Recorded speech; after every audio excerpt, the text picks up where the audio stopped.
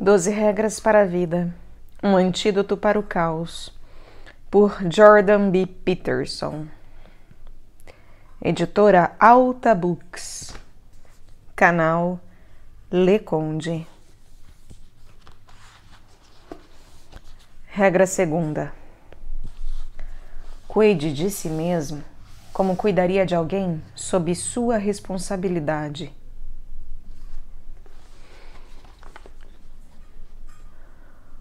Por que você não toma logo a porcaria do remédio? Imagine que um remédio seja prescrito para 100 pessoas. Considere o que acontece a seguir. 1/3 delas não o compra. Metade das 67 remanescentes compra, mas não o toma corretamente. Elas pulam alguns dias, param de tomar mais cedo, podem até nem chegar a tomá-lo. Os médicos e os farmacêuticos têm uma tendência de culpar pacientes assim por desobediência, inércia ou erro. Você pode levar um cavalo até a água. Eles pensam. Psicólogos tendem a reprovar essas conclusões. Somos treinados para presumir que, quando os pacientes não seguem a orientação profissional, a culpa é do profissional e não do paciente. Acreditamos que o profissional da saúde tem a responsabilidade de dar orientações que serão seguidas, oferecer intervenções que serão respeitadas, planejar juntamente com o paciente até que o resultado pretendido seja alcançado e fazer o devido acompanhamento para garantir que tudo esteja caminhando bem. Isso é apenas uma das muitas coisas que tornam os psicólogos tão maravilhosos. É claro que temos o luxo de ter tempo com nossos pacientes, ao contrário de outros profissionais mais ocupados, que se perguntam por que os enfermos não tomam seus remédios. O que há de errado com eles? Será que não querem se curar? Eis algo pior. Imagine que alguém receba um transplante de um órgão. Imagine que seja um rim. Um transplante normalmente ocorre após uma longa e ansiosa espera de quem vai recebê-lo. Só uma minoria de pessoas doa órgãos quando morre, e menos ainda doa enquanto está viva. Apenas um pequeno número de órgãos doado é compatível com qualquer receptor esperançoso. Isso quer dizer que o receptor padrão de um rim transplantado normalmente está passando por diálise, sua única alternativa, há anos. A diálise implica fazer com que todo o sangue do paciente passe por uma máquina. É um tratamento incrível e milagroso, sem dúvidas, mas não é prazeroso. O processo deve ser feito de 5 a 7 vezes por semana e dura 8 horas. Deveria ser feito todas as noites enquanto o paciente dorme. Isso é muito sofrimento. Ninguém quer depender da diálise. Uma das complicações do transplante é a rejeição. Se o corpo não gosta quando partes do corpo de outra pessoa são suturadas a ele. Seu sistema imunológico vai atacar e destruir os elementos estranhos, mesmo que sejam cruciais para a sua sobrevivência. Para evitar isso, você deve tomar medicamentos anti-rejeição, que enfraquecem sua imunidade e aumentam a suscetibilidade a doenças infecciosas. A maioria aceita essa troca de bom grado. No entanto, receptores de transplante ainda assim sofrem os efeitos de rejeição do órgão a despeito da existência e utilidade de tais remédios. Isso não se deve à ineficácia dos medicamentos, embora às vezes ocorra. O motivo mais frequente são os receptores não tomarem os remédios. É inacreditável. Não é nada bom que seus rins parem de funcionar. A diálise não é moleza. A cirurgia de transplante ocorre após uma longa espera, com altos riscos e despesas. E perder tudo isso porque você não toma os remédios? Como as pessoas podem fazer isso com elas mesmas? Como isso pode ser possível? É complicado, para ser justo. Muitas das pessoas que recebem um órgão transplantado ficam isoladas ou são bombardeadas por múltiplos problemas de saúde física, sem mencionar os problemas associados a desemprego e crises familiares. Elas podem ficar cognitivamente afetadas ou deprimidas, podem não confiar totalmente no médico nem entender a necessidade da medicação. Talvez mal possam pagar pelos remédios e começam a racioná-lo de forma desesperada e improdutiva. Mas, e se esse é o fato espantoso, imagine que não é você quem fica doente, é seu cão. Então você o leva ao veterinário, ele passa uma receita. O que acontece depois? Você tem os mesmos motivos para não confiar no veterinário como no médico. Além disso, se você tivesse tão pouca consideração pelo seu animal de estimação a ponto de não se preocupar se a receita é inadequada, equivocada ou insatisfatória, você nem o teria levado ao veterinário, para começo de conversa. Portanto, você se importa. Suas ações provam isso. De fato, na maioria das vezes você se importa mais. As pessoas são mais cuidadosas ao comprar e administrar remédios para seus animais de estimação do que para si mesmas. Isso não é bom. Mesmo sob a perspectiva do seu animal de estimação, não é bom. Ele provavelmente o ama e ficaria mais feliz se você tomasse os remédios de que você precisa.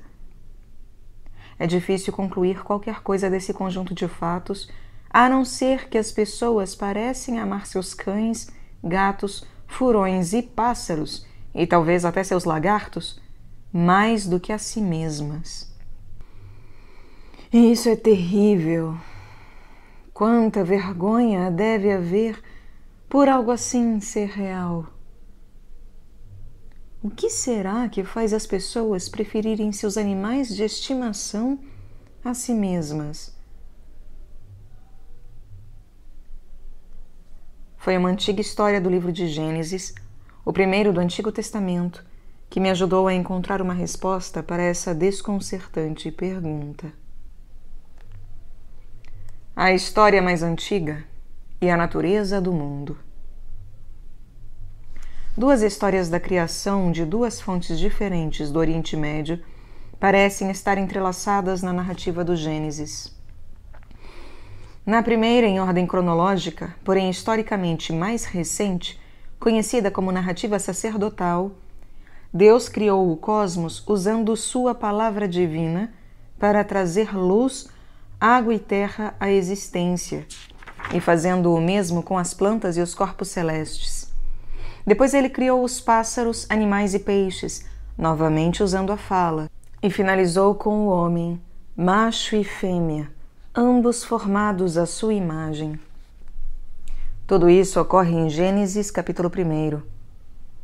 Na segunda, a mais antiga, a tradição já vista, encontramos outro relato sobre a origem, envolvendo Adão e Eva, em que os detalhes da criação são de certa forma distintos, assim como as histórias de Caim e Abel, Noé e a Torre de Babel. E isso está em Gênesis, capítulo 2 a 10. Para entender Gênesis, capítulo 1, a narrativa sacerdotal, com sua insistência na fala como a força criativa fundamental, é necessário primeiramente reconsiderar algumas hipóteses fundamentais e antigas, notadamente diferentes em sua forma e intenção das hipóteses da ciência, que são, historicamente falando, bem mais recentes. As verdades científicas vieram à tona apenas 500 anos atrás, com os trabalhos de Francis Bacon, René Descartes e Isaac Newton. Qualquer que fosse a visão do mundo adotada por nossos ancestrais antes disso, não fora dada pelas lentes da ciência, assim como não se conseguia ver a Lua e as estrelas através das lentes de nossos telescópios igualmente recentes. Uma vez que somos tão científicos agora e tão determinadamente materialistas, fica muito difícil para nós até mesmo entendermos que outras visões podem existir e, de fato, existem. Mas aqueles que existiram durante a época distante na qual os épicos fundamentais da nossa cultura emergiram estavam muito mais preocupados com as ações que ditavam a sobrevivência e com a interpretação do mundo de forma comensurada com esse objetivo, do que qualquer outra coisa que se aproximasse do que agora entendemos como a verdade objetiva. Antes do nascimento da visão científica do mundo, a realidade era interpretada de maneira diferente. O ser era compreendido como um lugar de ação, não de coisas. Era compreendido como algo mais semelhante a uma história ou drama. A história, ou drama, era uma experiência vivida e subjetiva, uma vez que se manifestava momento a momento na consciência de cada pessoa viva. Era semelhante às histórias que contamos sobre nossa vida e seus significados pessoais. Algo parecido com os acontecimentos que os romancistas descrevem quando capturam a existência nas páginas de seus livros. Uma experiência subjetiva, que inclui objetos conhecidos, tais como árvores e nuvens, essencialmente objetivos em sua existência, mas também, e de forma mais importante, coisas como emoções, sonhos e também fome, sede e dor. Essas coisas, experimentadas pessoalmente, são os elementos mais fundamentais da vida humana do ponto de vista arcaico e dramático, e elas não são facilmente reduzíveis ao imparcial e objetivo, mesmo pela mente reducionista e materialista moderna. Veja a dor, por exemplo, a dor subjetiva. Ela é algo tão real que nenhum argumento é capaz de suplantá-la. Todos agem como se sua dor fosse real, derradeira e finalmente real. A dor é importante, muito mais do que a matéria. É por esse motivo, acredito, que tantas tradições do mundo consideram o sofrimento relacionado à existência como a verdade irredutível do ser. De qualquer forma, aquilo que experimentamos subjetivamente pode ser comparado muito mais a um romance ou a um filme do que a uma descrição científica da realidade física. É o drama da experiência vivida. A morte do seu pai, singular e trágica, comparada à morte objetiva listada nos relatórios dos hospitais. A dor do seu primeiro amor, o desespero com as esperanças arruinadas, a alegria com o sucesso de seu filho.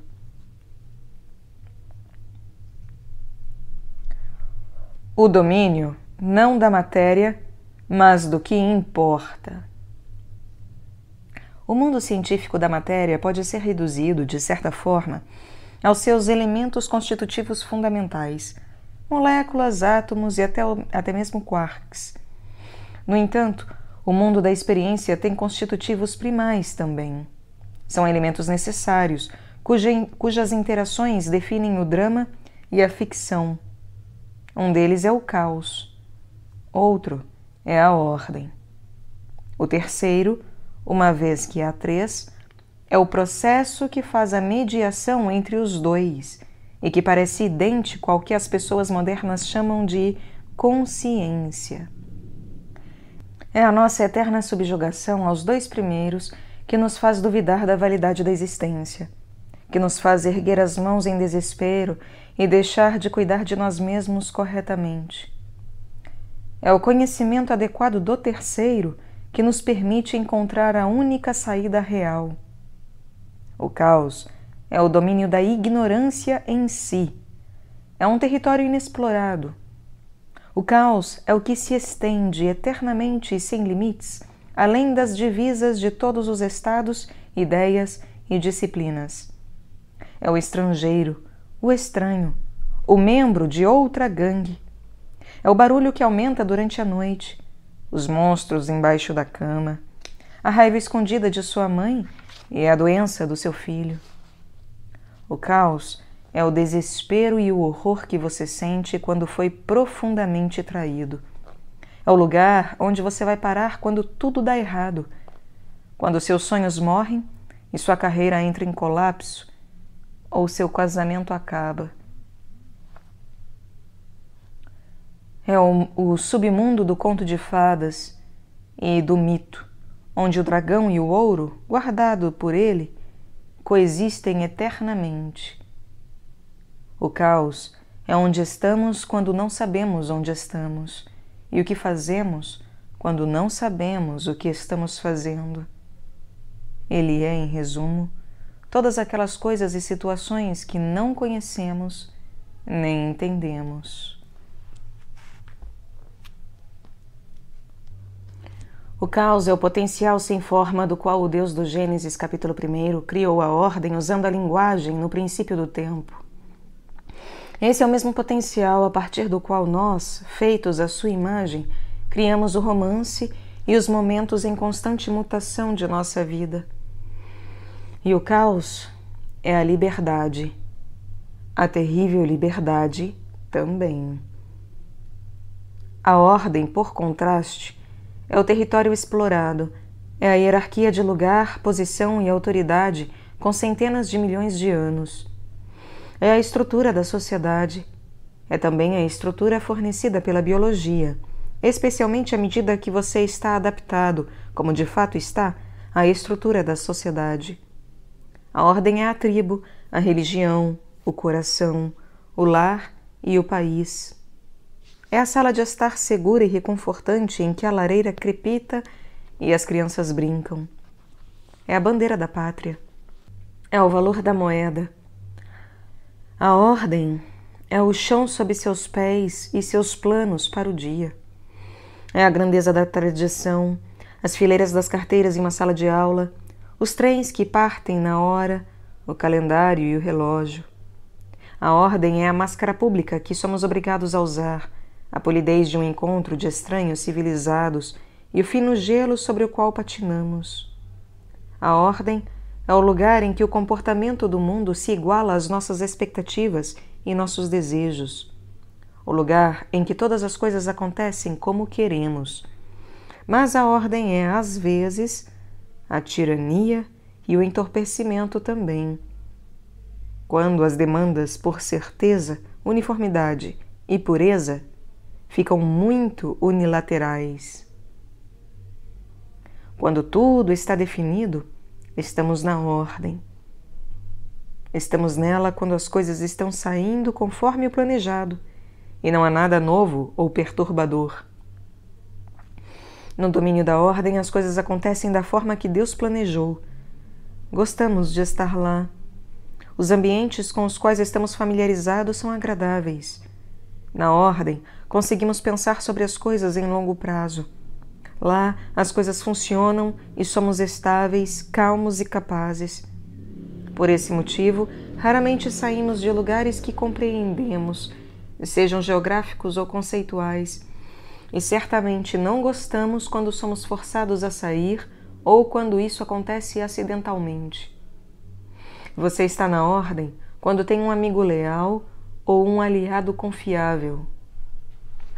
Quando a mesma pessoa o trai e engana, você sai da luminosidade do mundo de clareza e luz para o submundo escuro de caos, confusão e desespero.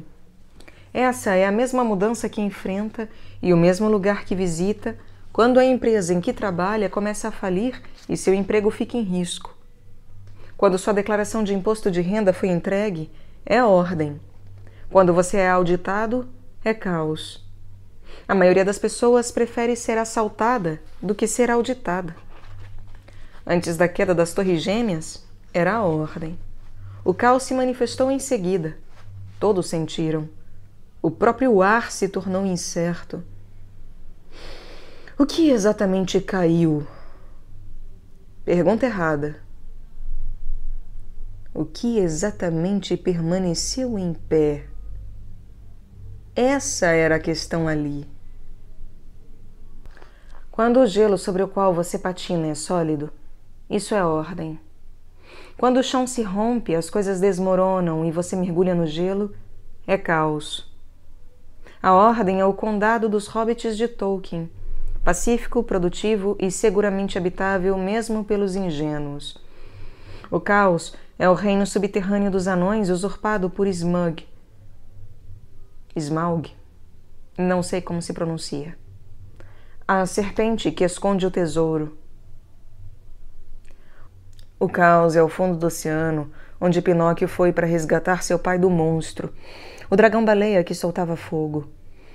Aquela viagem à escuridão e ao resgate é a coisa mais difícil que um fantoche deve fazer se quiser ser uma pessoa de verdade, se ele quiser escapar das tentações do engano, da encenação, da vitimização, do prazer impulsivo e da servidão totalitária.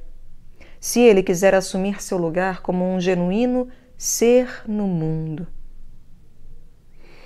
A ordem é a estabilidade do seu casamento. Ela é amparada pelas tradições do passado e por suas expectativas, fundamentadas geralmente de modo invisível nessas tradições. O caos é a estabilidade que se desfaz sob seus pés quando você descobre a infidelidade do seu parceiro. O caos é a experiência de cambalear sem destino ou apoio pelo espaço quando suas rotinas e tradições norteadoras colapsam. A ordem é o lugar e o tempo em que os axiomas frequentemente invisíveis pelos quais você vive organizam suas experiências e ações para que o que deveria ocorrer de fato ocorra. O caos são o novo lugar e tempo que emergem quando a tragédia ataca de repente ou quando a malevolência revela seu semblante paralisante, mesmo nos confins do próprio lar. Algo inesperado ou indesejado sempre pode aparecer quando um plano está sendo desenvolvido, não importa o quão familiares as circunstâncias possam ser. Quando isso acontece, o território conhecido se transforma. Não se engane sobre isso. O espaço e o espaço aparente podem ser o mesmo, mas vivemos no tempo, assim como no espaço. Como consequência disso, até mesmo os lugares mais antigos e familiares carregam uma capacidade ineradicável de surpreendê-lo. Você pode estar dirigindo alegremente pela estrada em seu bom e velho carro, seu companheiro há anos, mas o tempo está passando, os freios podem falhar. Você pode estar caminhando pela rua com seu corpo no qual sempre confiou. Se seu coração não funcionar corretamente, mesmo que momentaneamente, tudo muda. Um cão conhecido ainda pode morder. Um amigo antigo e confiável ainda pode enganá-lo. As ideias novas podem destruir as velhas e reconfortantes certezas. Tais coisas são importantes. Elas são reais.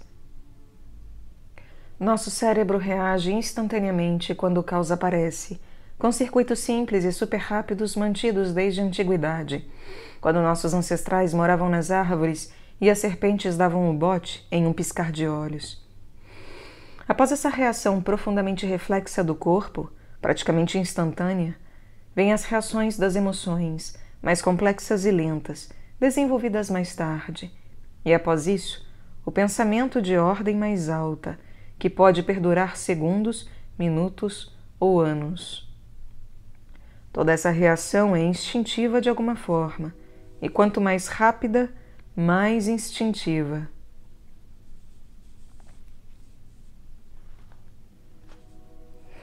Caos e ordem, personalidade, feminino e masculino.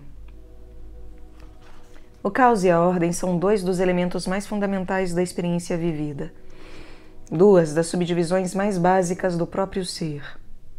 Mas elas não são coisas ou objetos, não são experimentados como tais. As coisas e objetos são parte do mundo objetivo, são inanimadas, sem espírito. Estão mortas.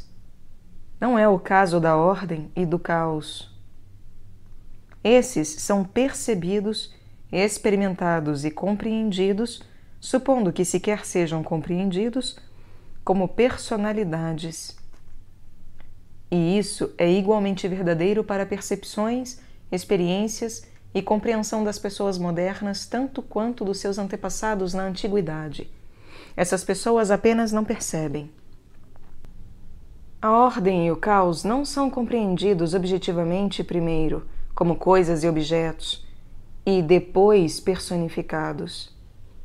Seria assim apenas se percebêssemos a realidade objetiva primeiro e depois inferíssemos a intenção e o propósito. Mas não é assim que a percepção opera, a despeito de nossas preconcepções. A percepção das coisas como ferramentas, por exemplo, ocorre antes de ou durante nossa percepção delas como objetos. Vemos o que as coisas significam na mesma velocidade ou mais rapidamente em que vemos o que são. A percepção das coisas como entidades com personalidades também ocorre antes da percepção delas como coisas. Isso é particularmente verdadeiro em relação à ação dos outros seres vivos. Mas também vemos o mundo objetivo, não vivo, como animado, com propósito e intenção. Isso ocorre por causa da operação daquilo que os psicólogos chamaram de o detector de agente hiperativo dentro de nós. Evoluímos ao longo dos milênios dentro das circunstâncias intensamente sociais. Isso quer dizer que os elementos mais significativos do nosso ambiente de origem eram personalidades, e não coisas, objetos ou situações. As personalidades que evoluímos para perceber existem de forma previsível e com configurações hierárquicas típicas desde sempre para todos os efeitos. Elas são masculinas ou femininas, por exemplo, há 1 bilhão de anos. Isso é muito tempo. A divisão da vida em gêneros idênticos ocorreu antes da evolução dos animais multicelulares. Foi em 1/5 desse tempo, marco ainda mais impressionante, que surgiram os mamíferos, que despendem cuidados prolongados com sua prole. Assim, a categoria de pai e ou filho existe há 200 milhões de anos. Isso é muito mais tempo do que a existência dos pássaros ou das flores. Não é 1 bilhão de anos, mas ainda é muito tempo. É tempo suficiente para masculino, feminino, pai e filho servirem como partes vitais e fundamentais do ambiente ao qual nos adaptamos. Isso significa que masculino, feminino, pai e filho são categorias para nós, categorias naturais, profundamente integradas a nossas estruturas perceptivas, emocionais e motivacionais. Nossos cérebros são profundamente sociais. Outras criaturas, especialmente outros seres humanos, foram crucialmente importantes para nós enquanto vivíamos, acasalávamos e evoluíamos. Essas criaturas eram literalmente nosso habitat natural, nosso ambiente. Sob uma perspectiva darwiniana, a natureza, a realidade em si, o ambiente em si, é o que seleciona. O ambiente não pode ser definido de qualquer outra forma fundamental. Ele não é mera matéria inerte. A realidade em si é qualquer coisa com a qual competimos quando estamos lutando para sobreviver e nos reproduzir. Uma boa parte disso está em outros seres, suas opiniões sobre nós e suas comunidades. É assim e pronto. Ao longo dos milênios, enquanto nossa capacidade cerebral aumentava e desenvolvíamos curiosidade de sobra, tornamo-nos cada vez mais cientes e curiosos sobre a natureza do mundo, o que futuramente conceitualizamos como o mundo objetivo, fora das personalidades da família e do bando. E fora não é meramente o território físico inexplorado. Fora é fora do que atualmente entendemos, e entender é lidar e enfrentar, e não apenas representar objetivamente. Mas nossos cérebros se concentraram há muito tempo nas outras pessoas. Por isso, parece que começamos a perceber o mundo desconhecido, caótico e não humano com as categorias inatas do nosso cérebro social. E até isso é uma declaração imprecisa. Quando começamos a perceber o mundo desconhecido, caótico e não animal, usávamos categorias que haviam originalmente evoluído para representar o mundo social animal pré-humano. Nossas mentes são muito mais velhas do que a simples humanidade. Nossas categorias, muito mais antigas do que nossa espécie. Nossa categoria mais básica, tão antiga de certa forma quanto o ato sexual em si, parece ser a do sexo, feminino e masculino. Parece que tomamos o conhecimento primitivo da oposição criativa e estruturada e começamos a interpretar tudo através dessas lentes. A ordem, o conhecido, parece estar simbolicamente associada com a masculinidade, como ilustrado no Yang do símbolo taoísta Yin e Yang já mencionado. Talvez seja assim porque a estrutura hierárquica primária da sociedade humana é masculina, como a da maioria dos animais, incluindo os chimpanzés, nossos correspondentes genéticos, e, possivelmente, comportamentais mais próximos. Isso porque os homens são e têm sido ao longo da história os construtores dos povoados e cidades, os engenheiros, pedreiros, marceneiros e operadores de máquinas pesadas. A ordem é Deus, o Pai, o eterno juiz, quem mantém os registros e distribui recompensas e punições. A ordem é o exército de policiais e soldados em tempos de paz, é a cultura política, o ambiente corporativo e o sistema. É o eles em "você sabe o que eles dizem". São os cartões de crédito, as salas de aula, as filas do caixa no supermercado, a troca de turnos, os semáforos e as rotas conhecidas para ir ao trabalho. A ordem, quando levada longe demais, quando está desequilibrada, também pode se manifestar de modo destrutivo e terrível. Ela é assim na migração forçada, no campo de concentração e na uniformidade consumidora da alma que vemos nas paradas militares das ditaduras. O caos, o desconhecido, é simbolicamente associado com o feminino. É assim, em parte, porque todas as coisas que conhecemos tiveram que nascer originalmente do desconhecido, assim como todos os seres nasceram de mães. O caos é a máter, origem, fonte, mãe, matéria, a substância da qual todas as coisas são feitas.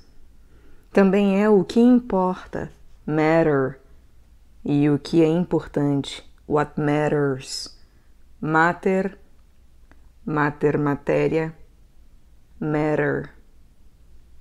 A própria matéria subjetiva do pensamento e comunicação. Em sua aparência positiva, o caos é a possibilidade em si, a fonte de ideias, o domínio misterioso da gestação e do nascimento. Como força negativa, é a escuridão impenetrável de uma caverna e o acidente na beira da estrada. É a mãe ursa, toda compaixão com sua prole, mas que se considera você um predador em potencial, não hesita em dilacerá-lo. Caos, o eterno feminino, também é a força esmagadora da seleção sexual. As mulheres são mães exigentes, diferentemente dos chimpanzés fêmeas, seu equivalente animal mais próximo. A maioria dos homens não atinge os padrões femininos humanos. É por esse motivo que as mulheres classificam 85% dos homens como abaixo da média em termos de atratividade nos sites de namoro. É por esse motivo que em todos nós temos o dobro de ancestrais femininos do que masculinos. Imagine que todas as mulheres que já existiram tiveram, em média, um filho. Agora imagine que metade dos homens que já existiram foram pais de 2 filhos, se tiveram algum, enquanto a outra metade não os teve. É a mulher como natureza que olha para a metade dos homens e diz, não. Para os homens, isso é o encontro direto com o caos e ocorre com uma força devastadora a cada vez que eles são rejeitados para um encontro. A exigência das mulheres na hora de escolher também é o motivo pelo qual somos muito diferentes do ancestral em comum que compartilhamos com nossos primitivos chimpanzés, enquanto ele e os chimpanzés são muito mais parecidos. A tendência das mulheres para dizer não, mais do que qualquer outra força, foi o que moldou como evoluímos para criaturas criativas, engenhosas e com cérebros grandes, competitivas, agressivas e dominadoras que somos. É a natureza como mulher que diz: muito bem, garotão, você é bom o suficiente como amigo, mas minha experiência com você até agora não me indicou a adequabilidade do seu material genético para a propagação continuada. Os símbolos religiosos mais profundos buscam seus poderes, em grande parte, nessa subdivisão subjacente conceitual fundamentalmente bipartidária. A estrela de Davi, por exemplo, com o triângulo feminino apontado para baixo e o masculino para cima. É o mesmo com o Yoni e o Lingam do hinduísmo, que vêm cobertos com serpentes, nossas provocadoras e antigas adversárias. O Lingam de Shiva é representado junto com deuses serpentes chamados Nagas. Os egípcios antigos representavam Osíris, o deus do estado, e Ísis, a deusa do submundo, como serpentes gêmeas unidas pela cauda. O mesmo símbolo foi usado na China para retratar Fuxi e Nua, criadores da humanidade e da escrita. As representações do cristianismo são menos abstratas, mais parecidas com personalidades, mas as imagens ocidentais conhecidas da Virgem Maria como Cristo criança e a Pietà expressam ambas a unidade dual feminino-masculino, assim como a tradicional insistência sobre a androgenia de Cristo. Deve-se notar também, finalmente, que a estrutura do próprio cérebro em um nível morfológico geral parece refletir essa dualidade.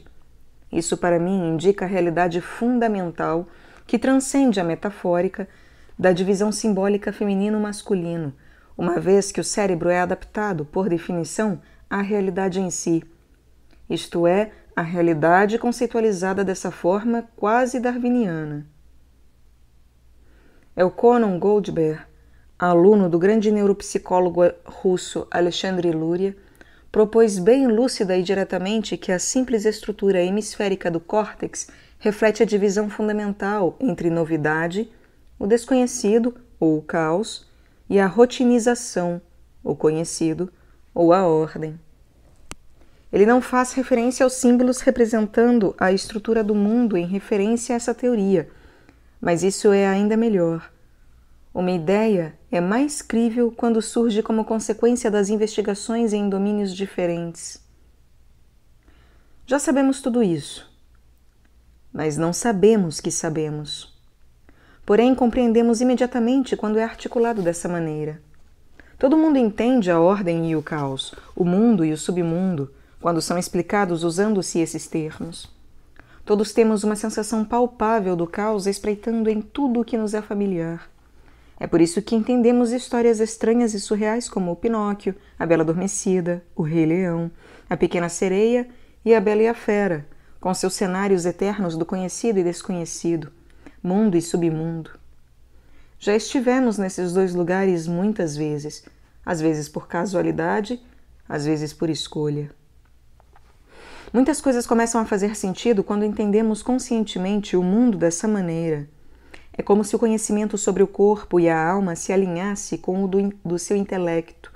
E mais, esse conhecimento é tanto prescritivo quanto descritivo. Esse tipo de conhecimento do que o ajuda a saber como.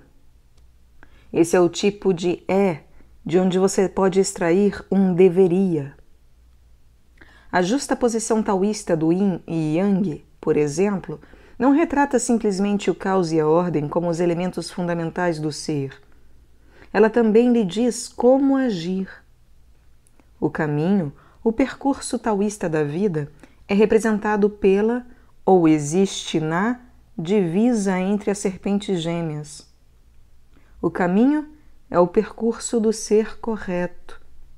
É o mesmo caminho mencionado por Cristo em João capítulo 14, versículo 6. Eu sou o caminho, a verdade e a vida. A mesma ideia é expressa em Mateus capítulo 7, versículos 13 e 14. Como é estreita a porta e apertado o caminho que leva à vida. São poucos os que a encontram. Habitamos a ordem eternamente, rodeados pelo caos. Eternamente ocupamos território conhecido, cercados pelo desconhecido. Experimentamos um engajamento significativo quando os mediamos corretamente.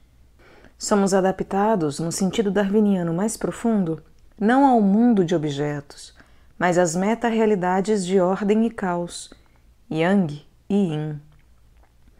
O caos e a ordem compõem o ambiente eterno e transcendental da vida. Dominar essa dualidade fundamental é ser equilibrado, ter um pé firmemente plantado na ordem e na segurança e outro no caos, na possibilidade, no crescimento e na aventura.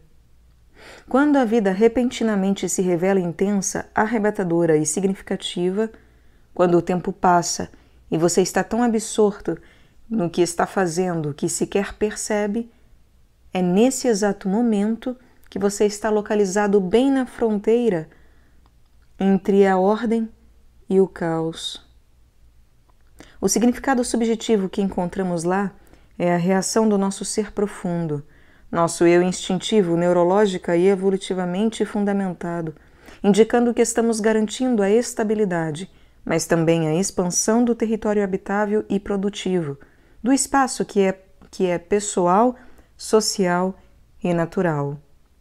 É o lugar certo para se estar, em todos os sentidos. Você está lá quando e onde isso importa. É o que a música lhe diz quando você a escuta, e até mais, talvez, quando a dança, quando seus padrões de previsibilidade e imprevisibilidade harmoniosamente sobrepostos fazem o próprio significado brotar das profundezas do seu ser. O caos e a ordem são elementos fundamentais, porque cada situação vivida, até mesmo todas as situações vividas concebíveis, é formada por ambos. Não importa onde estejamos, há algumas coisas que podemos identificar, fazer uso e prever, e outras que nem conhecemos ou entendemos. Não importa quem sejamos, habitantes do deserto Kalahari ou banqueiros de Wall Street, algumas coisas estão sob nosso controle e outras não. É por isso que ambos podem entender as mesmas histórias e habitar dentro dos confins das mesmas verdades eternas. Por fim, a realidade fundamental do caos e da ordem se aplica a tudo o que está vivo, não apenas para nós. As coisas vivas são sempre encontradas em lugares que podem dominar, rodeadas por coisas e situações que as tornam vulneráveis. A ordem não é suficiente. Não dá para simplesmente estar estável, seguro e imutável, porque ainda há novas coisas vitais e importantes a serem aprendidas. Todavia, o caos pode ser insuportável. Você não consegue tolerar por muito tempo o fato de estar assoberbado e sobrecarregado, além de sua capacidade de enfrentamento, enquanto está aprendendo o que ainda precisa saber. Assim, você precisa colocar um pé naquilo que dominou e entendeu, e outro naquilo que está atualmente explorando e dominando. Então, você terá se posicionado onde o terror da existência está sob controle e onde você está seguro, mas onde você também está alerta e engajado. É lá que há algo novo a ser dominado e alguma maneira de você poder ser aperfeiçoado. É lá que o significado é encontrado.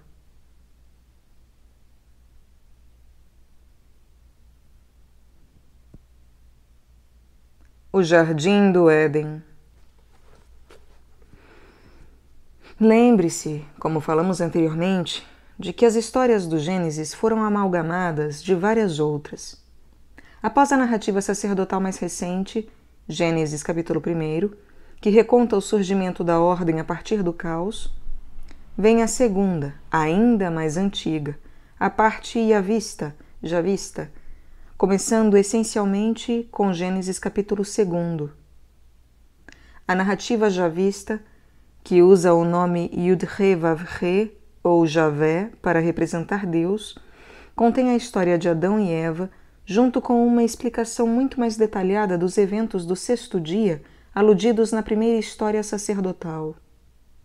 A continuidade entre as histórias parece ser o resultado de uma edição cuidadosa pela pessoa ou pessoas, conhecida pelos estudiosos da Bíblia como redator que as entrelaçou. Isso pode ter ocorrido quando os povos de duas tradições se uniram por diversas razões, e a ilógica decorrente da mistura de suas histórias se desenvolvendo juntas ao longo do tempo de modo desajeitado incomodou alguém consciente, corajoso e obcecado por coerência.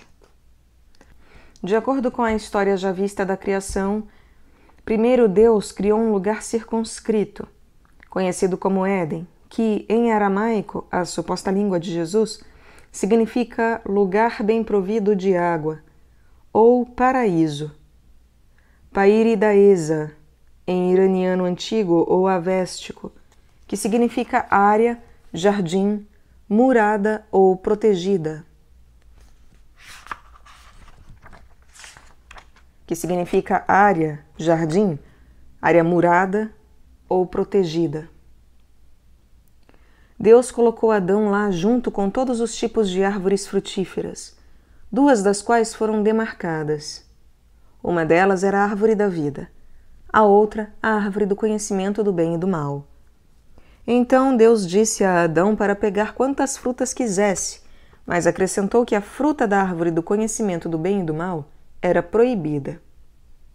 Depois disso, ele criou Eva como uma parceira para Adão. Adão e Eva não pareciam muito conscientes de início, quando foram colocados no paraíso, e certamente não eram autoconscientes. Como a história enfatiza, os pais originais estavam nus, mas não sentiam vergonha. Essa frase sugere primeiramente que é perfeitamente natural e normal que as pessoas tenham vergonha de sua nudez. De outro modo, nada teria de ser dito sobre isso. E, em segundo lugar, que havia algo de inadequado, para melhor ou pior, com nossos primeiros pais. Embora haja exceções, as únicas pessoas hoje em dia que não ficariam envergonhadas se fossem, de repente, deixadas nuas em público, com exceção de exibicionistas esquisitões, são aquelas que têm menos de 3 anos. De fato, um pesadelo comum envolve a aparição repentina do sonhador nu em um palco, em frente de um teatro lotado. No terceiro verso do Gênesis, uma serpente surge, de início aparentemente com pernas. Só Deus sabe por que ele permitiu ou colocou tal criatura no jardim. Há tempos tenho quebrado a cabeça para tentar entender o significado disso. Parece ser um reflexo, em parte, da dicotomia ordem-caos que caracteriza toda a experiência, com o paraíso servindo como a ordem habitável e a serpente fazendo o papel do caos. A serpente no Éden, portanto, significa a mesma coisa que o ponto preto no yin do símbolo de totalidade taoísta do yin-yang, isto é, a possibilidade de que o desconhecido e revolucionário se manifeste repentinamente quando tudo aparenta estar calmo. Parece não ser possível, mesmo para o próprio Deus, fazer um lugar circunscrito totalmente protegido do exterior, não no mundo real, com suas limitações necessárias, rodeado pelo transcendente. O exterior, o caos, sempre se esgueira para o interior, porque nada pode ser totalmente isolado do resto da realidade. Então, mesmo o lugar mais seguro inevitavelmente abriga uma serpente. Havia, sempre, serpentes genuínas, cotidianas e reptilianas na grama e nas árvores do nosso paraíso original africano. No entanto, mesmo que todas essas fossem banidas, de alguma forma inconcebível, por algum São Jorge primitivo, as serpentes ainda assim teriam remanescido na forma de nossos rivais humanos primitivos. Pelo menos quando estivessem agindo como inimigos, de acordo com nossas limitadas perspectivas formadas por grupos e relações de parentesco. Afinal de contas, não havia falta de conflitos e guerras entre nossos ancestrais tribais e de outros tipos. E, mesmo se tivéssemos derrotado todas as serpentes que nos cercam, reptilianas e humanas, ainda assim não estaríamos seguros. Nem estamos agora. Afinal, já vimos o inimigo. E somos ele. A serpente habita a nossa alma. Esse é o motivo, no meu entender, para a estranha obstinação do cristianismo, tornada mais explícita por John Milton pela ideia de que a serpente no jardim do Éden também era Satanás, o próprio espírito do mal. A importância dessa identificação simbólica, seu brilhantismo surpreendente, é imensurável. Foi através desse exercício de imaginação de milênios que a noção dos conceitos morais em si, com todas as suas consequências, desenvolveu-se. Um imenso esforço foi investido na ideia do bem e do mal e na metáfora onírica que a cerca. A pior de todas as serpentes possíveis é a eterna inclinação humana para o mal. A pior de todas as serpentes possíveis é psicológica, espiritual, pessoal e interna. Muro algum, não importa a sua altura, vai mantê-la afastada. Mesmo se o castelo fosse espesso o suficiente, em princípio, para manter tudo de ruim do lado de fora, ela apareceria imediatamente do lado de dentro novamente. Como o grande escritor russo Alexander Solzhenitsyn, não sei como é que se pronuncia, enfatizava, a linha divisória entre bem e mal passa pelo coração de cada ser humano. Simplesmente não há maneiras de murar uma porção isolada da grande realidade ao nosso redor e tornar tudo permanentemente previsível e seguro do lado de dentro. Alguma parte de tudo o que for excluído, mesmo da forma mais cuidadosa, sempre vai se esgueirar de volta para dentro. Uma serpente, metaforicamente falando, vai inevitavelmente aparecer. Mesmo os pais mais cuidadosos não conseguem proteger seus filhos, mesmo os prendendo no porão, seguramente longe de drogas, álcool e pornografia na internet. Nesse caso extremo, o pai ou a mãe excessivamente cauteloso ou cuidadoso será apenas um substituto dos outros problemas terríveis da vida do filho. Esse é o grande pesadelo freudiano do Édipo. É muito melhor tornar aptos os seres que estão sob os seus cuidados do que protegê-los. E mesmo se fosse possível banir permanentemente tudo de ameaçador, tudo de perigoso e, portanto, tudo que é desafiador e interessante, significaria que outro perigo emergiria, o infantilismo permanente e a inutilidade absoluta dos seres humanos. Como poderia a natureza do homem atingir seu potencial total sem desafios ou perigos? Quão chatos e desprezíveis seríamos se não houvesse mais nenhuma razão para prestar atenção? Talvez Deus achasse que sua nova criação conseguiria dominar a serpente e considerou a presença dela como o menor dos males. Pergunta para os pais: vocês querem fazer com que seus filhos estejam seguros ou que sejam fortes?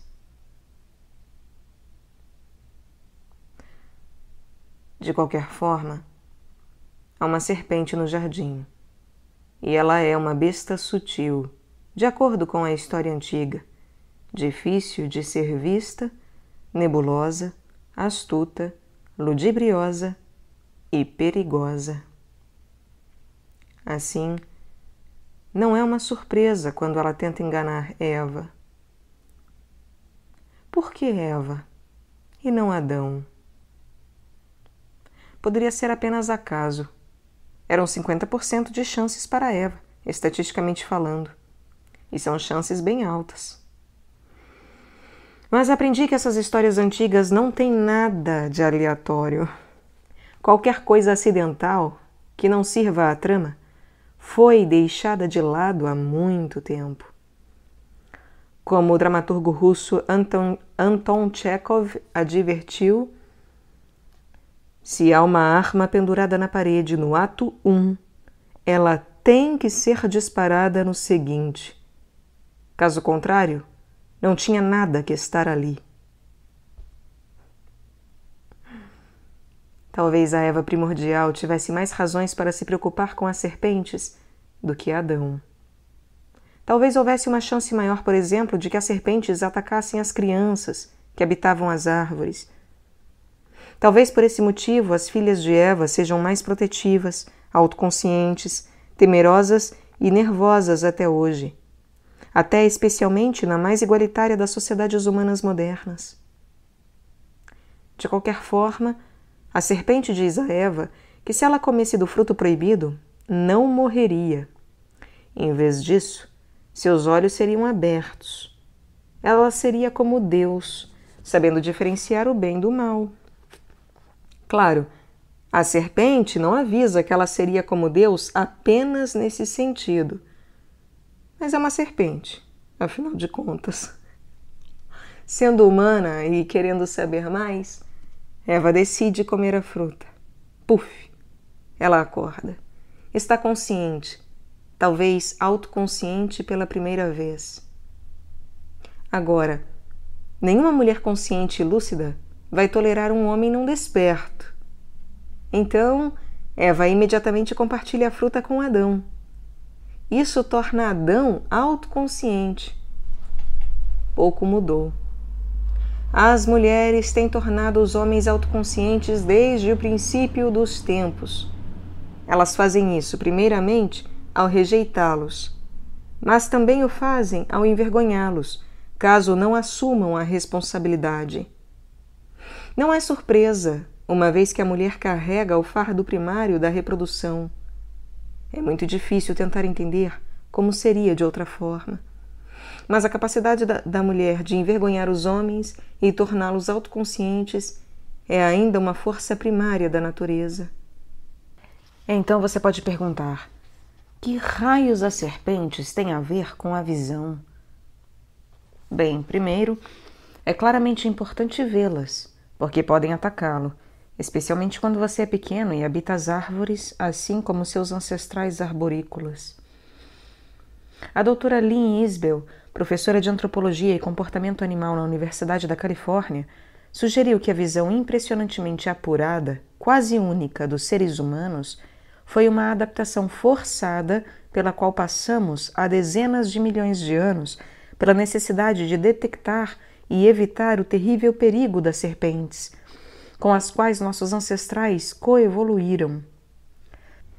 Talvez essa seja uma das razões pelas quais Maria, a eterna mãe arquetípica, a Eva aperfeiçoada, é tão comumente mostrada na iconografia medieval e renascentista, segurando o Cristo criança no ar, o mais longe possível de um réptil predador que aparece firmemente preso sob seu pé. E há mais. A serpente oferece uma fruta, e a fruta também está associada com a transformação da visão, sendo que nossa habilidade de perceber a cor é uma adaptação que nos permite rapidamente detectar os frutos maduros e, portanto, comestíveis ofertados pelas árvores. Nossos pais primordiais ouviram atentamente a serpente. Eles comeram a fruta. Seus olhos se abriram. Ambos acordaram. Pode ser que você pense, como Eva pensou inicialmente, que seria uma coisa boa. Às vezes, porém, é melhor ter um pássaro na mão do que dois voando. Adão e Eva acordaram. Até aí tudo bem, mas apenas para descobrir coisas terríveis.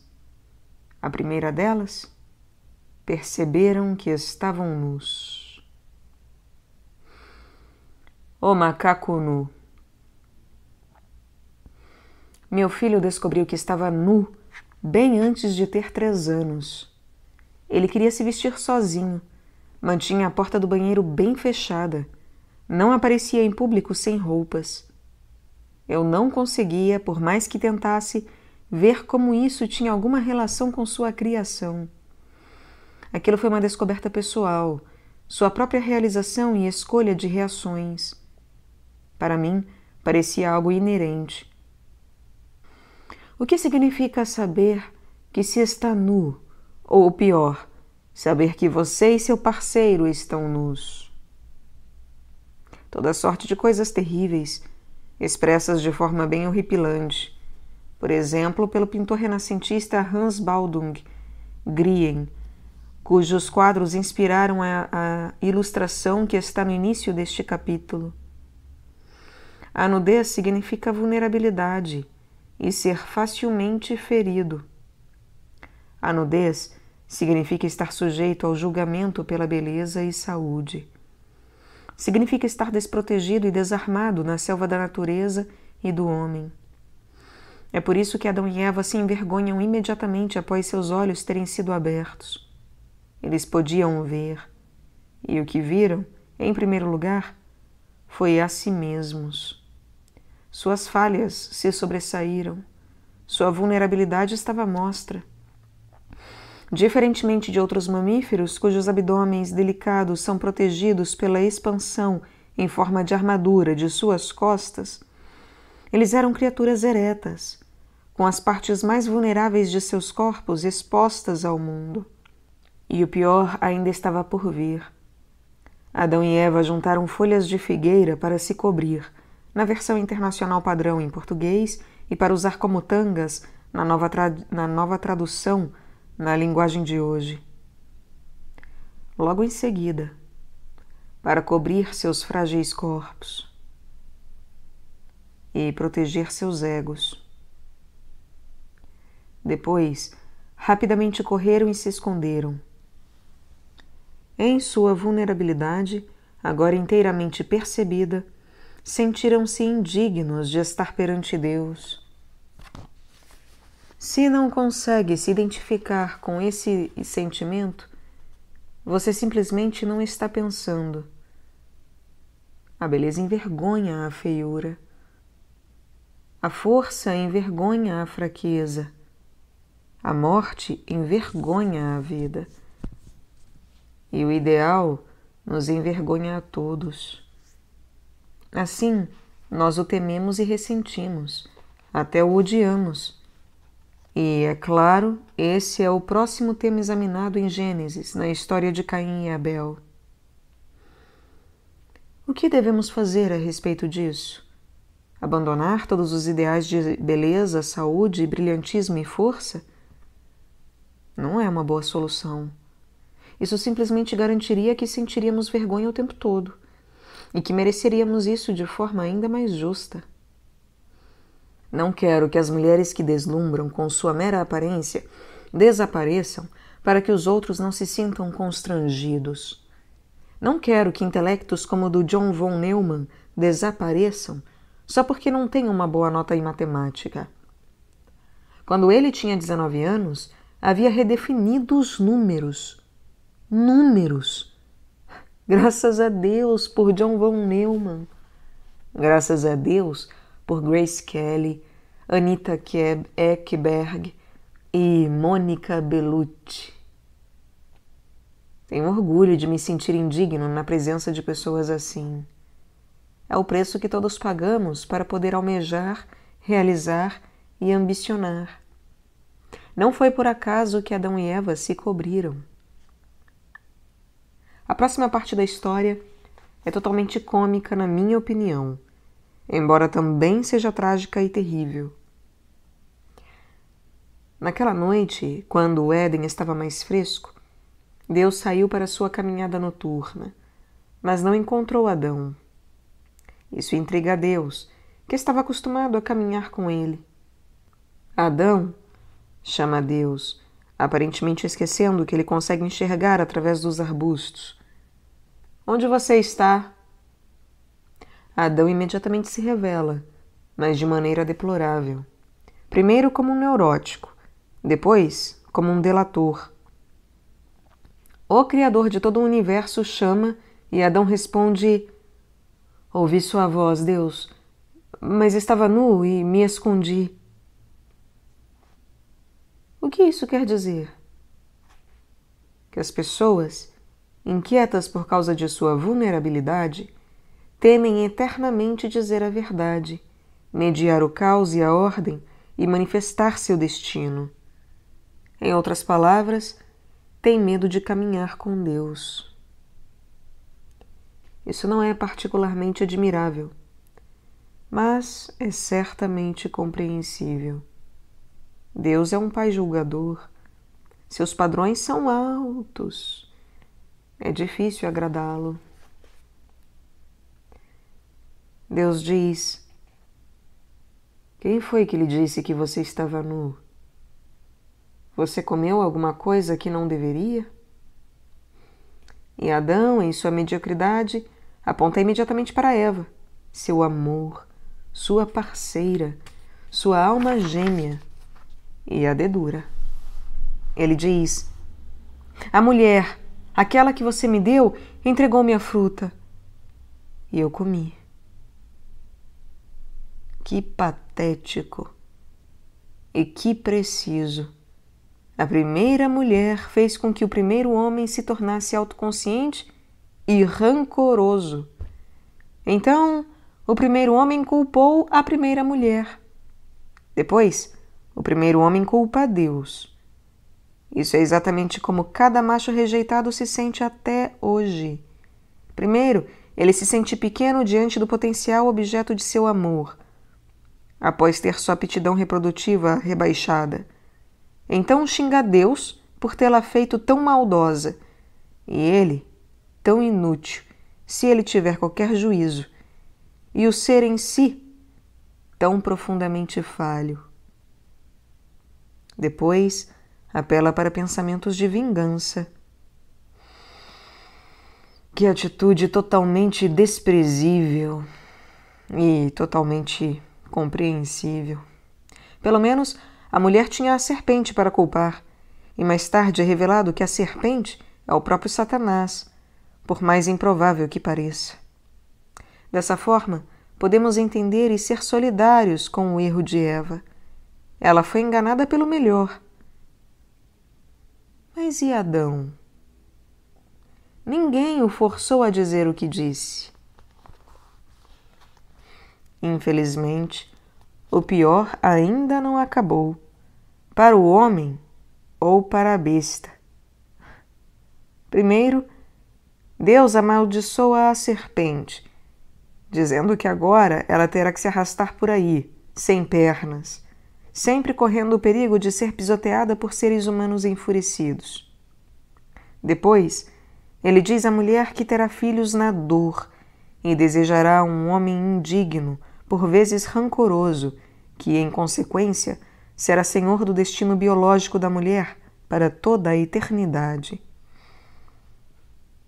Qual será o significado disso? Poderia apenas significar que Deus é um tirano patriarcal, como sugerem as interpretações politicamente motivadas na história antiga. Acho que é meramente descritivo. Meramente. Vou explicar por quê. Com a evolução dos seres humanos, os cérebros que finalmente deram lugar à autoconsciência se expandiram tremendamente. Isso produziu uma corrida armamentista evolutiva entre a cabeça fetal e a pelvis feminina. A fêmea graciosamente alargou seus quadris quase ao ponto em que não seria mais possível correr. O bebê, de sua parte, permitiu-se nascer quase um ano antes, comparado com outros mamíferos de seu tamanho, e desenvolveu uma cabeça semiflexível. Isso foi e é um ajuste doloroso para os dois. O bebê, essencialmente fetal, é quase completamente dependente de sua mãe para qualquer coisa durante aquele primeiro ano. A programabilidade de seu cérebro massivo requer um treinamento até os 18 ou 30 antes de ser empurrado para fora do ninho. Isso sem mencionar a dor infligida à mulher durante o nascimento e a chance de morte tanto para a mãe quanto para a criança. Isso tudo significa que as mulheres pagam um preço alto pela gravidez e criação dos filhos, especialmente nas fases iniciais, e que uma das consequências inevitáveis é a dependência aumentada da boa vontade, às vezes incerta, mas sempre problemática, dos homens. Depois que Deus disse a Eva o que aconteceria, após ela ter despertado, ele se dirige a Adão, que, juntamente com seus descendentes masculinos, não se safa tão facilmente. Deus diz algo semelhante a isso. Homem, como você deu ouvidos à mulher, seus olhos serão abertos. Sua visão divina, que lhe foi concedida pela serpente, pela fruta e pela amante, permite que veja longe, até mesmo o futuro. Mas aqueles que veem o futuro também podem ver eternamente os problemas que se aproximam e devem então se preparar para todas as contingências e possibilidades. Para isso, terá que sacrificar eternamente seu presente em prol do futuro. Você deve deixar o prazer de lado em prol da segurança. Em resumo, terá de trabalhar. E será difícil. Espero que você goste de espinhos e ervas daninhas, pois serão abundantes. E então, Deus expulsa o primeiro homem e a primeira mulher do paraíso, para fora da infância, do inconsciente animal, em direção aos horrores da história em si. Depois, ele coloca um querubim e uma espada flamejante no portão do Éden, apenas para impedi-los de comer o fruto da árvore da vida.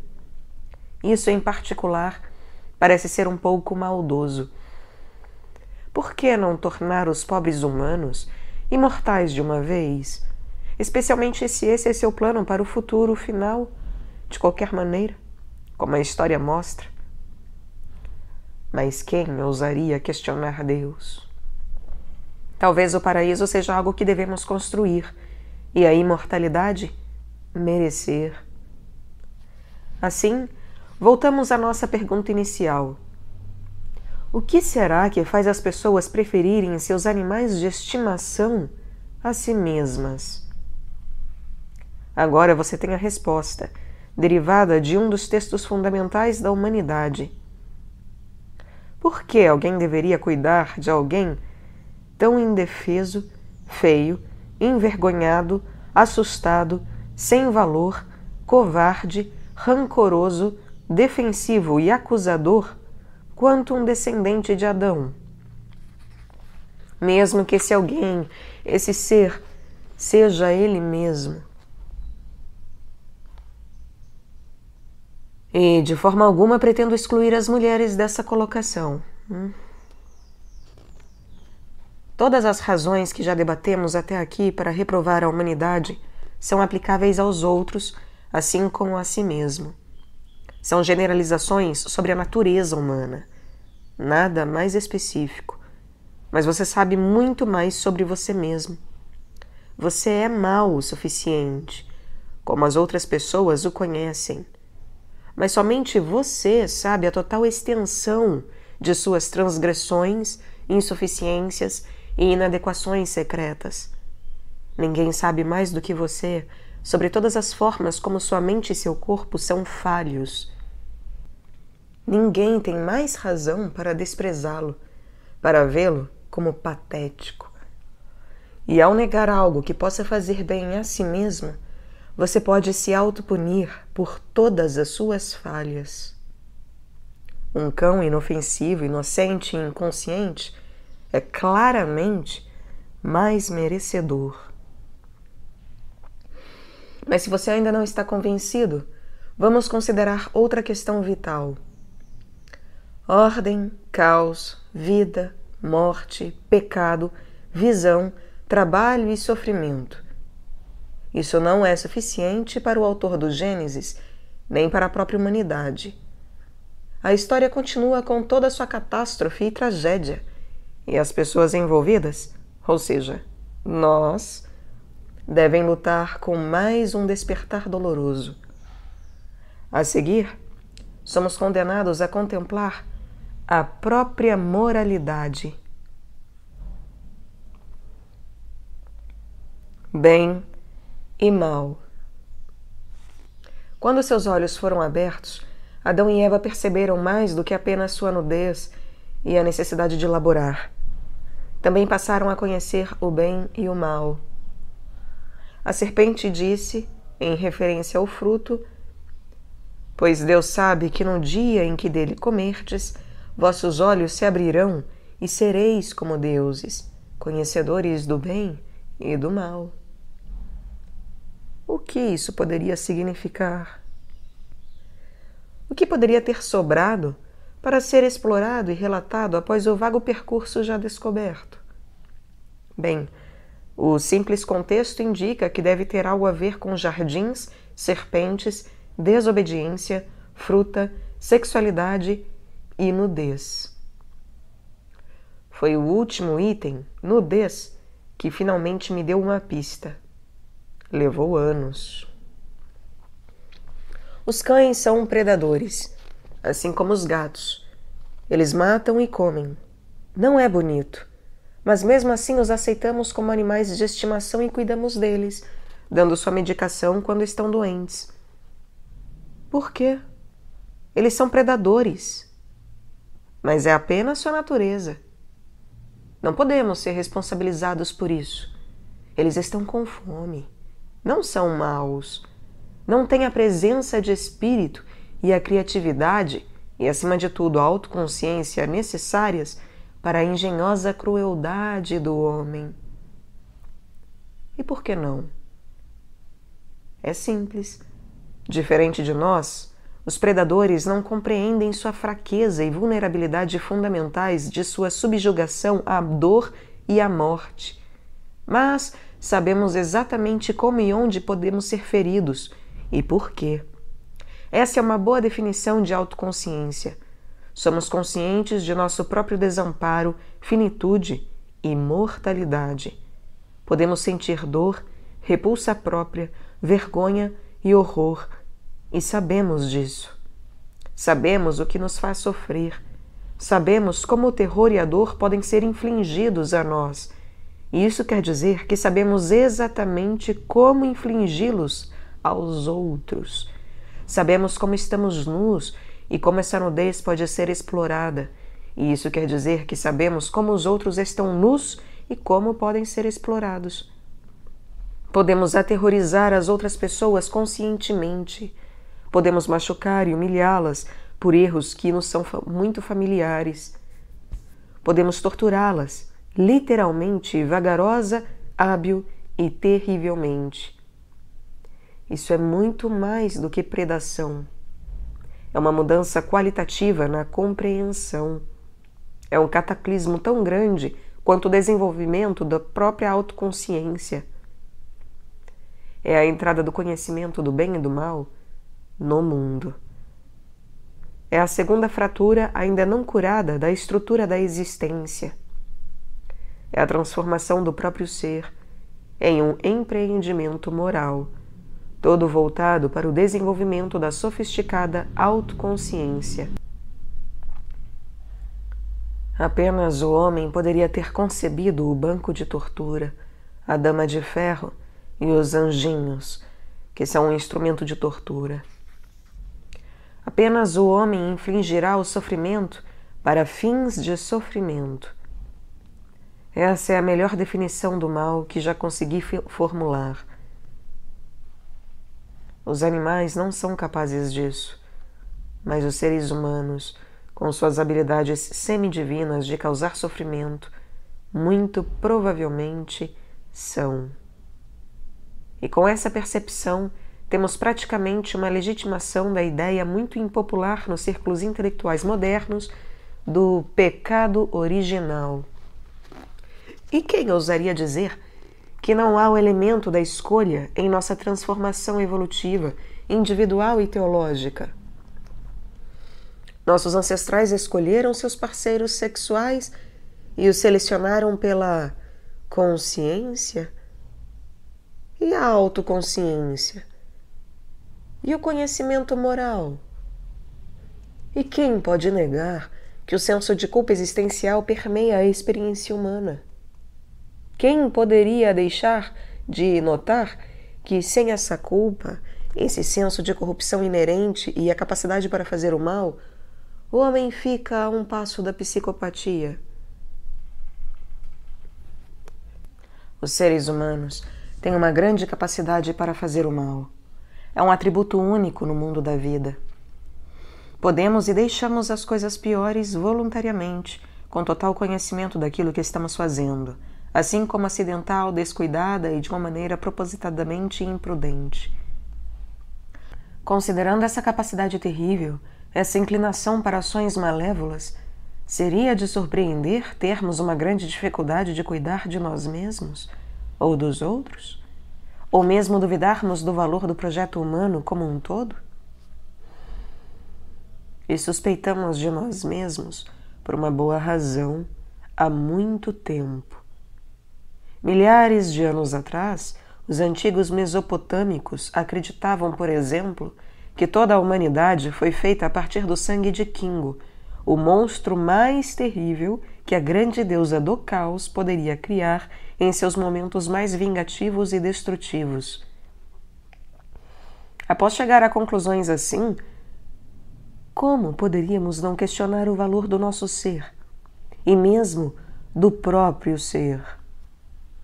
Quem então poderia se deparar com a doença, em si mesmo ou em outro, sem duvidar da utilidade moral da prescrição de um remédio curativo? E ninguém entende melhor a escuridão do indivíduo do que o próprio indivíduo. Quem é então, quando doente, estará totalmente comprometido com o próprio cuidado? Talvez o homem seja algo que nunca deveria ter existido. Talvez o mundo devesse ser limpo de toda a presença humana para que o ser e a consciência pudessem retornar à brutalidade inocente do animal. Acredito que a pessoa que diz nunca ter desejado algo assim, nunca consultou sua memória, nem confrontou suas fantasias mais sombrias. O que deve ser feito, então? Uma centelha do divino. Em Gênesis capítulo 1, Deus cria o mundo com a palavra divina e verdadeira, gerando a ordem habitável e paradisíaca a partir do caos pré-cosmogônico. Então, ele cria o homem e a mulher à sua imagem, imbuindo-os com a capacidade de fazer o mesmo, de criar a ordem a partir do caos e continuar seu trabalho. Em cada estágio da criação, incluindo aquele envolvido com a formação do primeiro casal, Deus reflete sobre o que veio a existir e declara isso bom. A justa posição do Gênesis capítulo 1 com Gênesis capítulos 2 e 3, esses dois últimos capítulos exibem a queda do homem e descrevem por que nossa sorte é tão voltada à tragédia e tão eticamente tortuosa, produz uma sequência de narrativa quase insuportável em sua profundidade. A moral de Gênesis capítulo 1 é que o ser trazido à existência através da palavra verdadeira é bom. Isso é verdade até mesmo sobre o próprio homem, antes de sua separação de Deus. Essa qualidade de bom é terrivelmente destruída pelos eventos da queda, e de Caim e Abel, do dilúvio e a Torre de Babel. Mas a relegamos a uma insinuação do estado anterior ao colapso. Lembramos, por assim dizer.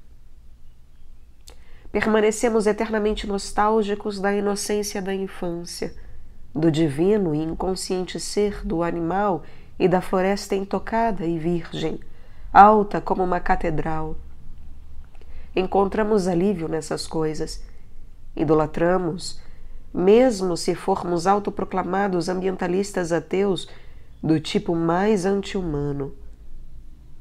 O estado original da natureza, concebido dessa forma, é paradisíaco, mas não fazemos mais parte da unidade com Deus e a natureza, e não há retorno fácil. O homem e a mulher originais, existindo em uma unidade inquebrável com seu Criador, não pareciam conscientes e certamente não autoconscientes. Seus olhos não estavam abertos, mas em sua perfeição eram menos e não mais do que seus companheiros pós-queda. Suas qualidades de bons era concedida e não merecida ou conquistada. Eles não exerciam a escolha. Deus sabe, e isso é mais fácil. Mas talvez não seja melhor do que, por exemplo, a bondade genuinamente conquistada. Talvez, em algum sentido cósmico, presumindo que a própria consciência seja um fenômeno de significado cósmico, o livre-arbítrio importe. Quem pode falar com certeza de tais coisas? No entanto, não estou disposto a dispensar tais questões meramente porque são difíceis. Então faço uma proposição.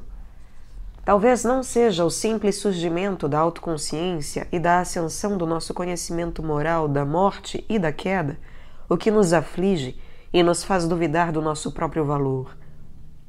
Talvez, em vez disso, seja a nossa indisposição refletida no fato de que Adão se escondeu de vergonha para caminhar com Deus a despeito de nossa fragilidade e propensão para o mal. A Bíblia inteira está estruturada de modo que tudo após a queda, a história de Israel, dos profetas, da vinda de Cristo, seja apresentado como um remédio para aquela queda, uma escapatória contra o mal. O começo da história consciente, a ascensão do Estado e de todas as suas patologias de orgulho e rigidez, o surgimento das grandes figuras morais que tentam arrumar as coisas, culminando com o próprio Messias, tudo isso é parte da tentativa humana, se Deus quiser, de se autorreparar. O que isso significaria? Isso é algo maravilhoso. A resposta já está implícita em Gênesis capítulo 1. Incorporar a imagem de Deus, tirar do caos, pela fala, o ser que é bom e fazê-lo conscientemente com nosso próprio livre-arbítrio. Voltar é caminhar para frente, como T.S. Eliot dizia tão corretamente. Mas voltar como seres despertos, exercendo a escolha correta de seres despertos, em vez de voltar a dormir. Abre aspas.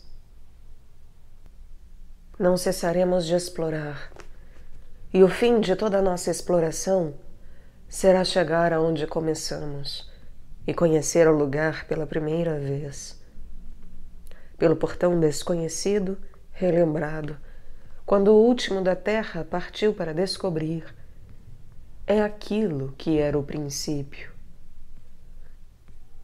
Na nascente do mais longo rio, a voz da cascata escondida e as crianças na macieira, não conhecidas porque não procuradas, mas ouvidas, semi-ouvidas, na quietude entre duas ondas do mar. Depressa agora, aqui, agora, sempre. Uma condição de total simplicidade, que custa nada menos do que tudo. E tudo estará bem, e toda a espécie de coisas estará bem, quando as línguas de chama se enlaçam e recolhem ao nó de fogo coroado, e o fogo e a rosa são um só. Fecha aspas.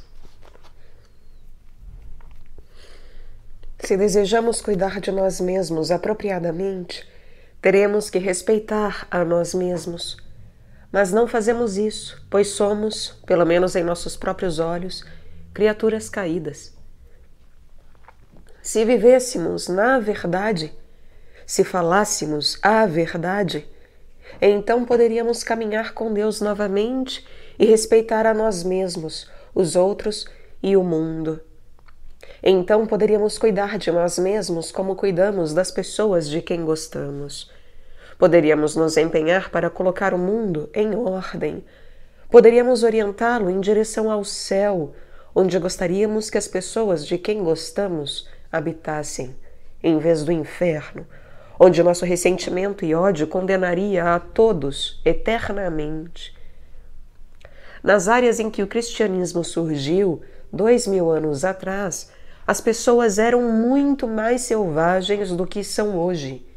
O conflito estava em toda parte. O sacrifício humano, incluindo o de crianças, era uma ocorrência comum mesmo nas sociedades tecnologicamente sofisticadas, tais como a antiga Cartago. Em Roma, os esportes de arena eram competições mortais e o derramamento de sangue corriqueiro. A probabilidade de que uma pessoa moderna, em um país funcionalmente democrático, vá matar ou será morta é infinitamente baixa comparada com a das sociedades antigas. Ainda é elevada nas partes desorganizadas e anárquicas do mundo. Então, a questão moral primária confrontando a sociedade era o controle da violência, do egoísmo impulsivo, da ganância e da brutalidade irracionais resultantes. As pessoas com essas tendências agressivas ainda existem.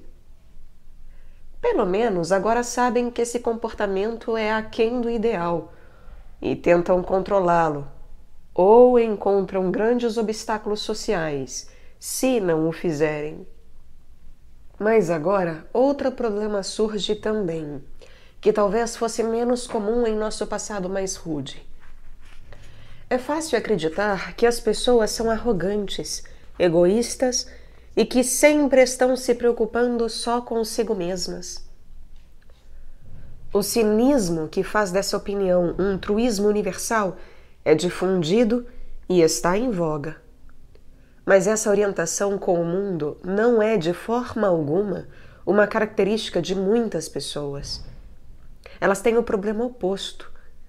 Aguentam fardos intoleráveis de repulsa, desdém e vergonha próprios e autoconsciência. Assim, em vez de inflar a própria importância narcisisticamente, não se valorizam de modo algum e não cuidam de si mesmas com atenção e habilidade. Parece que as pessoas frequentemente não acreditam de fato que merecem o melhor cuidado, pessoalmente falando. Estão dolorosamente cientes das próprias faltas e inadequações, reais e exageradas, e envergonhadas e duvidosas do próprio valor. Acreditam que as outras pessoas não deveriam sofrer e trabalharão diligente e altruisticamente para ajudá-las a encontrarem alívio. Elas estendem a mesma cortesia até para os animais que conhecem, mas não tão facilmente para si mesmas. É verdade que a ideia do sacrifício pessoal está profundamente inserida na cultura ocidental, pelo menos até onde o Ocidente foi influenciado pelo cristianismo, que se baseia na imitação de alguém que realizou o ato máximo de autossacrifício.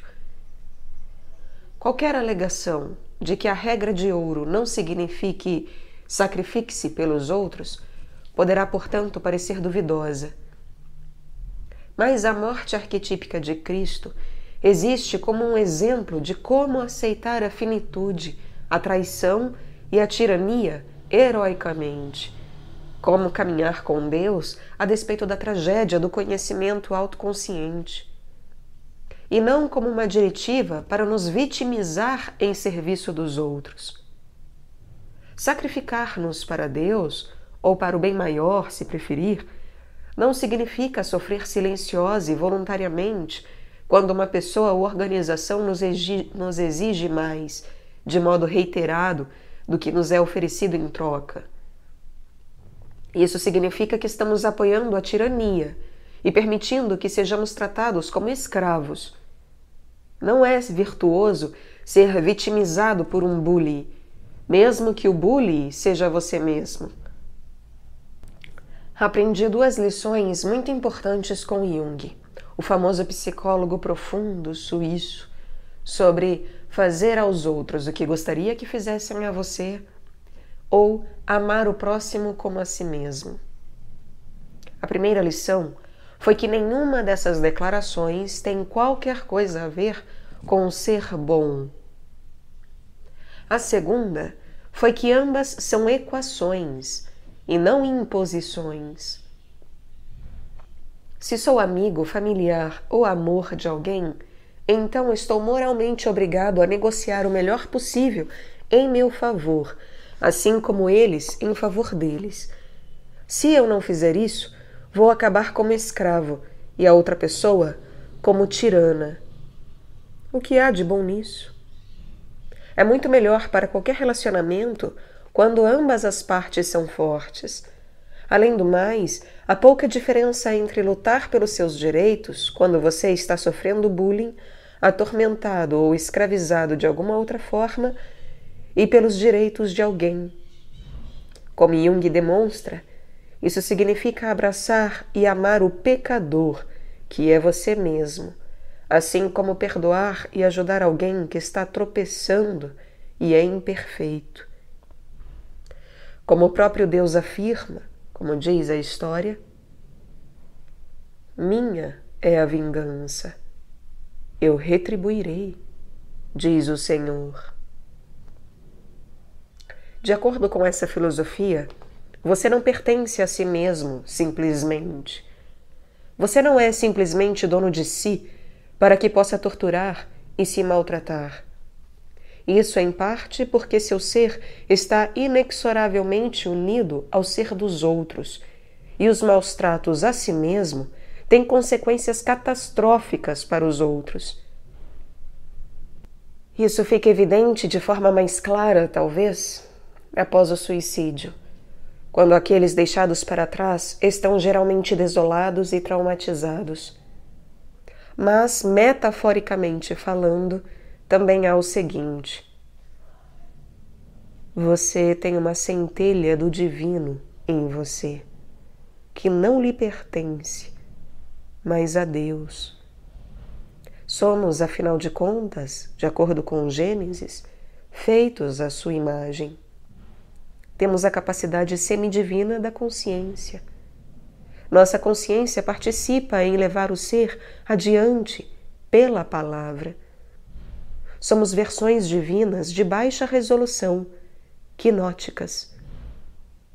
Podemos criar a ordem a partir do caos e vice-versa, de nossa própria forma, com nossas palavras.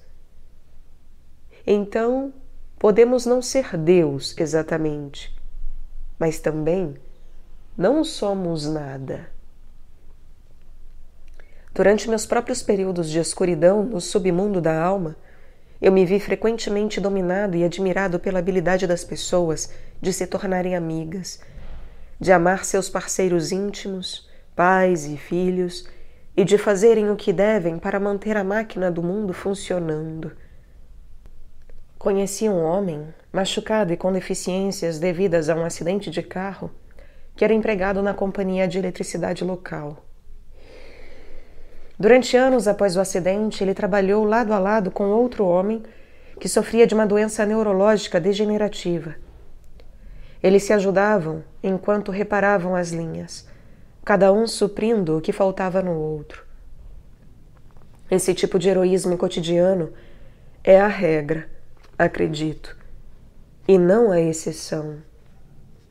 A maioria dos indivíduos está lidando com um ou mais tipos de problemas sérios de saúde, enquanto faz o que deve fazer produtivamente e sem reclamar. Se alguém tem sorte suficiente para estar passando por um período raro de graça e saúde, pessoalmente, tipicamente tem pelo menos algum membro da família em crise. Contudo, as pessoas superam e continuam a realizar tarefas difíceis e penosas para manterem a si mesmas, suas famílias e sociedade funcionando. Para mim, isso é milagroso. Tanto que a única resposta apropriada são o reconhecimento e a admiração. Há muitas maneiras como as pessoas podem dar errado ou deixar de funcionar completamente, e são sempre as pessoas machucadas que as mantêm funcionando. Elas merecem uma admiração genuína e profunda por isso. É um milagre contínuo de coragem e perseverança. Durante minha prática clínica, encorajo as pessoas a darem crédito a si mesmas e àqueles ao seu redor por agirem produtivamente e com cuidado, assim como pela preocupação e consideração genuínas que manifestam com os outros. As pessoas são tão torturadas pelas limitações e restrições do ser que fico maravilhado pelo fato de serem capazes de agir corretamente ou olharem para além de si mesmas. Mas um número suficiente delas age assim, de modo que temos aquecimento, água corrente, tecnologia computacional e eletricidade suficientes para que todos possam se alimentar e até ser capazes de contemplar o destino da sociedade e da natureza mais amplas, a própria natureza terrível. Todo esse maquinário complexo que nos protege do congelamento, da fome e de morrermos por falta de água tem uma tendência incessante para o mau funcionamento através da entropia, e é apenas a atenção constante de pessoas cuidadosas que o mantém funcionando tão incrivelmente bem. Algumas pessoas degeneram-se no inferno do ressentimento e do ódio do ser, mas a maioria se recusa a isso, apesar de seu sofrimento, decepções, perdas, inadequações e feiura. E, novamente, isso é um milagre para aqueles que conseguem perceber. A humanidade em sua totalidade e aqueles que a compõem como pessoas identificáveis merecem a compaixão pelo fardo aterrorizante sob o qual o indivíduo humano genuinamente cambaleia. Compaixão pela subjugação à vulnerabilidade mortal, pela tirania do Estado e da devastação da natureza. É uma situação existencial que não é encontrada ou tolerada por um mero animal, de uma severidade tamanha que necessitaria de um Deus para suportá-la totalmente.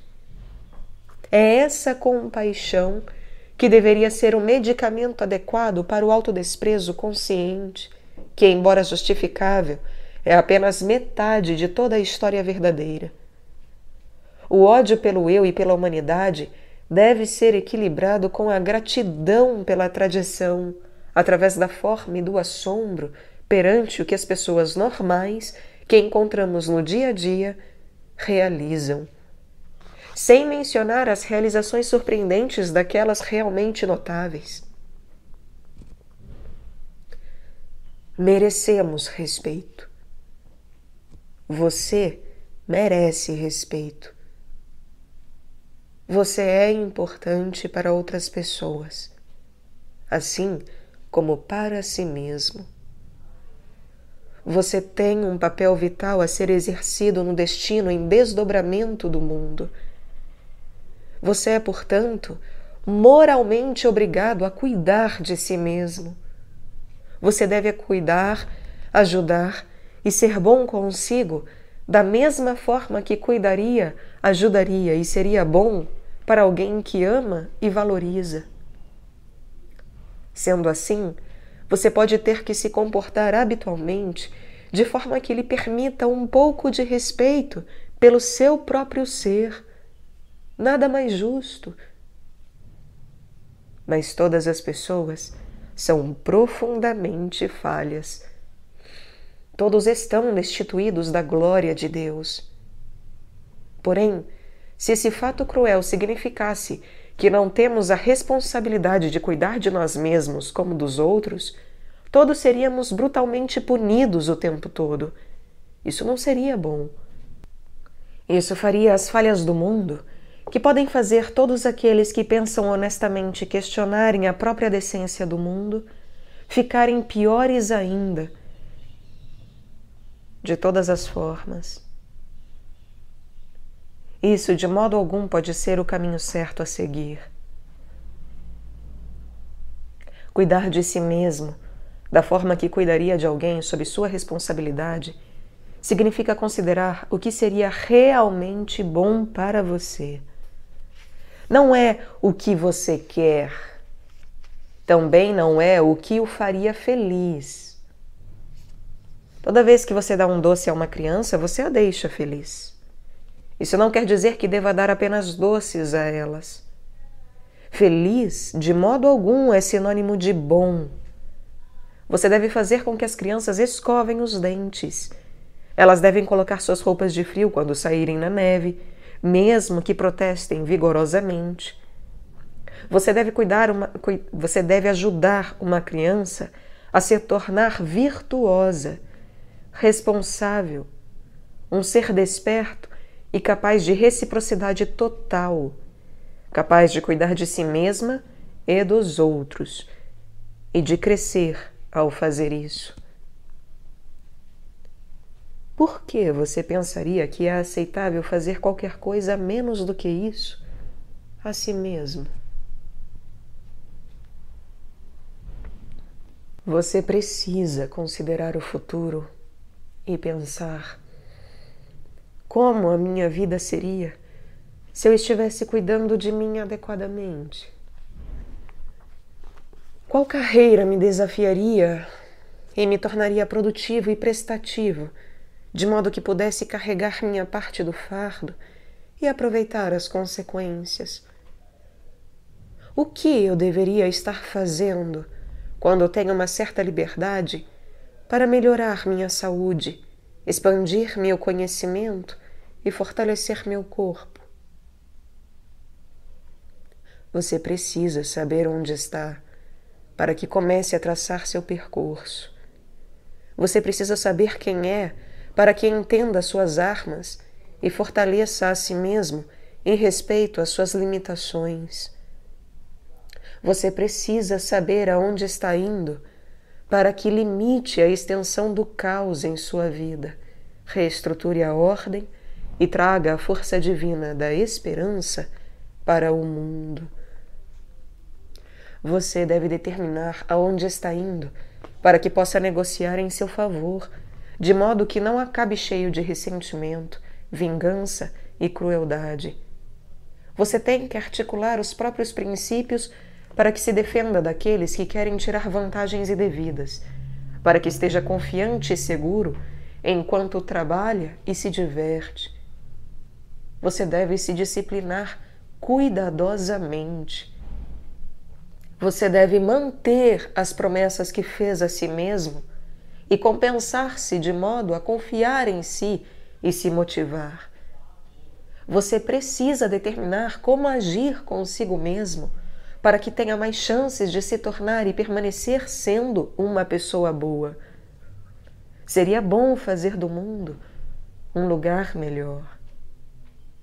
O céu, afinal de contas, não chegará por conta própria. Teremos e temos de trabalhar para torná-lo real e nos fortalecer para que possamos resistir aos anjos mortais e à espada flamejante do julgamento de Deus usados para impedir a nossa estrada. Não subestime seu poder de visão e direção. São forças irresistíveis que podem transformar o que aparentam ser obstáculos intransponíveis em caminhos transitáveis e oportunidades em potencial. Fortaleça o individual. Comece consigo mesmo. Cuide de si mesmo. Defina quem você é. Refine sua personalidade. Escolha seu destino e articule seu ser. Como o grande filósofo alemão do século XIX, Friedrich Nietzsche, observou brilhantemente, aquele cuja vida tem um porquê pode suportar quase todos os cosmos. Você pode ajudar a direcionar o mundo em sua trajetória descontrolada um pouco mais para perto do céu e distante do inferno. Tendo compreendido o inferno, pesquisado, por assim dizer, especialmente o próprio inferno individual, você poderá decidir não ir em sua direção, nem o criar. você poderá de fato devotar sua vida a isso. Isso lhe daria um significado com S maiúsculo. Isto justificaria sua existência miserável. Isso expiaria sua natureza pecaminosa e trocaria sua vergonha e autoconsciência exageradas pelo orgulho natural e pela confiança sincera de alguém que aprendeu, uma vez mais, a caminhar com Deus no jardim. Cuide de si mesmo como cuidaria de alguém sob sua responsabilidade.